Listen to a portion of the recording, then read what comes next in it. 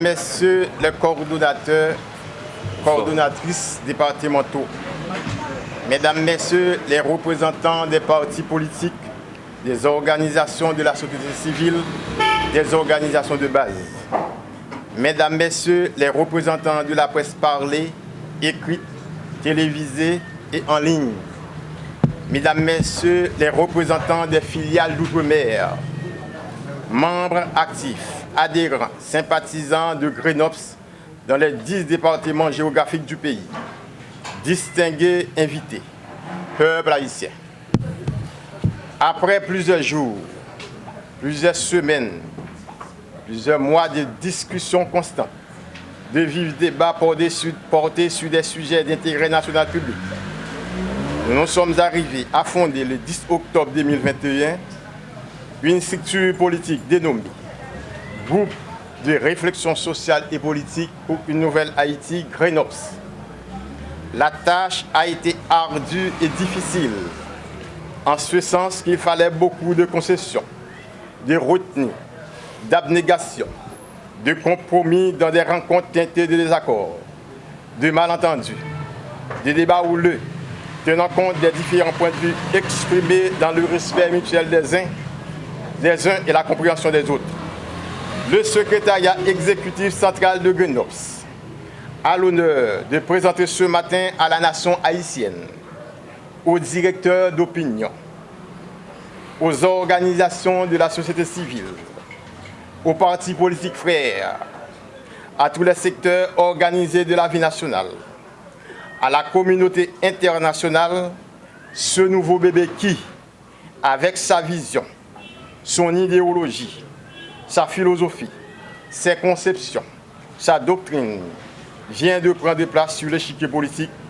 ayant comme objectifs principaux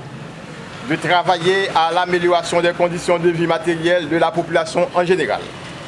de promouvoir l'unité et la réconciliation nationale, le vivre ensemble, de prôner la justice sociale, d'opérer la transition démocratique refondatrice de l'État-nation, de lutter pour l'intégration de la diaspora dans la gestion des affaires publiques et le développement socio-économique et humain du pays, de lutter pour la création de la richesse, la protection de l'environnement, de combattre la corruption, l'impunité, l'exclusion sociale, de promouvoir le respect des droits de l'homme, les valeurs de liberté, de solidarité, l'autodétermination des peuples, de promouvoir l'encadrement de la jeunesse haïtienne, la paysannerie, de défendre le droit des minorités et le principe de la souveraineté nationale. Cette formation politique se veut être un porte-parole responsable, un avant-gardiste lucide, éclairé dans l'accomplissement de sa mission salvatrice, celle d'opérer des changements au sein de la population, de transformer les conditions matérielles de vie de chaque Haïtien, de former, d'éduquer civiquement et politiquement la population, d'orienter et guider les citoyens sur les meilleurs choix à faire sur les plans économiques et politiques pour arriver à créer une société plus juste, plus équitable, plus solidaire, plus prospère pour le bien-être de tous. Sa ligne doctrinale, philosophique, idéologique repose sur une trilogie dont le nationalisme, la démocratie, l'écologie. Par cette vision trilogique, porteuse des projets nationaux de développement, elle indique clairement les choix à faire ensemble, de façon consensuelle, pour changer structurellement la société, révolutionner et assainir la culture politique haïtienne, refonder l'État-nation, assurer la sécurité, le développement économique et humain de la population en général, redonner l'espoir à chaque famille haïtienne. Haïti vit aujourd'hui l'une des périodes les plus sombres de son histoire. Crise d'élite, crise systémique, crise structurelle, crise pluridimensionnelle, crise sociétale, autant d'épithètes, de qualificatifs évoqués par les réformateurs sociaux,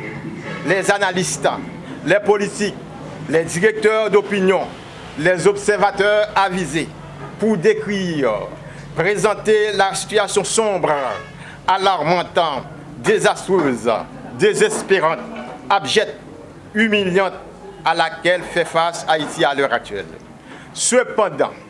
cette crise, il faut le reconnaître, est très complexe, certes,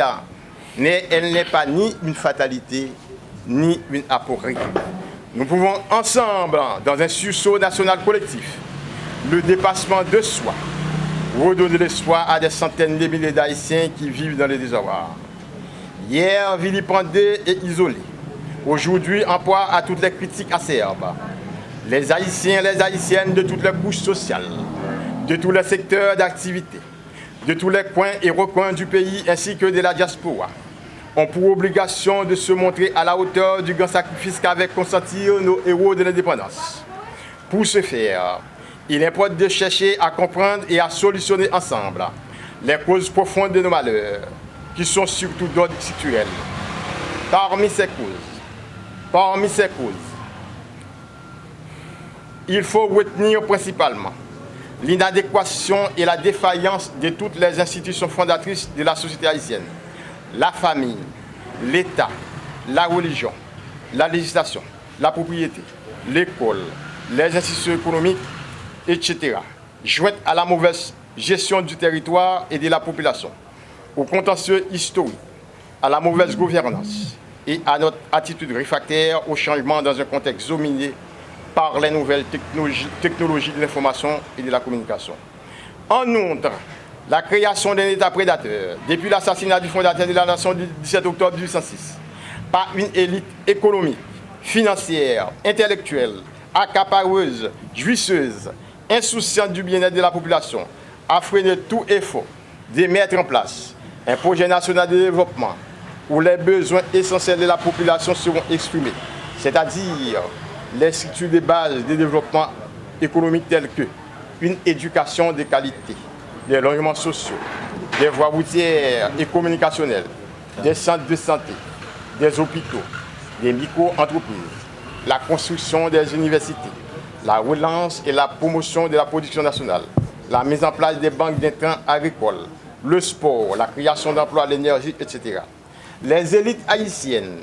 loin de se comporter en bons meneurs, en agents des changements sociaux, ont conduit les peuples haïtiens dans un drame social, une catastrophe humaine, au point où il semble que la nation a perdu la confiance en elle-même. C'est comme s'il n'existe aucune référence politique, intellectuelle, sociale, technologique, culturelle et morale permettant à celle-ci d'assumer pleinement son destin en toute liberté et indépendance.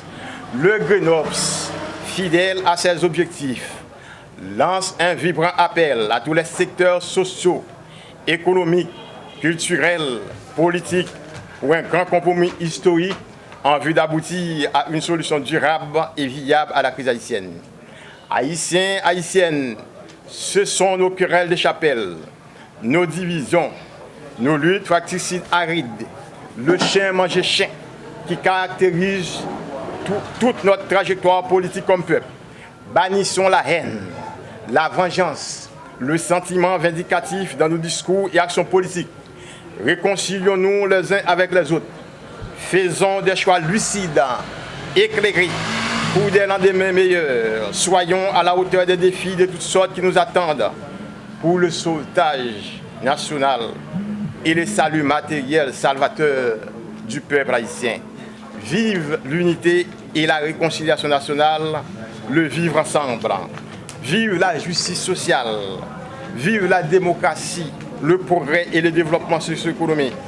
Vive la nation haïtienne, vive les GRENOPS. Ensemble, nous avons changé ça. Ensemble, nous avons créé l'espoir à richesse. Et nous ne pouvons pas faire sans vous. Merci.